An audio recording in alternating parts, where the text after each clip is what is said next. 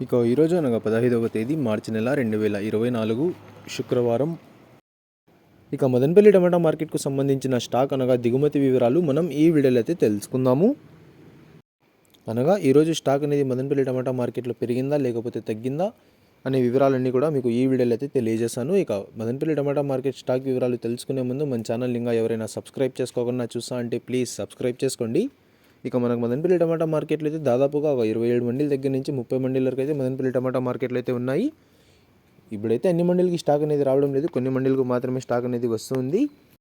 ఇక ఈరోజు దిగుమతి విషయానికి వస్తే మన దిగుమతులు అయితే పెద్దగా మార్పు లేదు. ఇంచుమించు నిన్న వచ్చినట్లుగానే ఇవాళ కూడా కొంచెం అటు ఇటుగా అయితే వచ్చింది. దిగుమతులు అయితే ఈరోజు పెద్దగా మార్పు అయితే లేదు.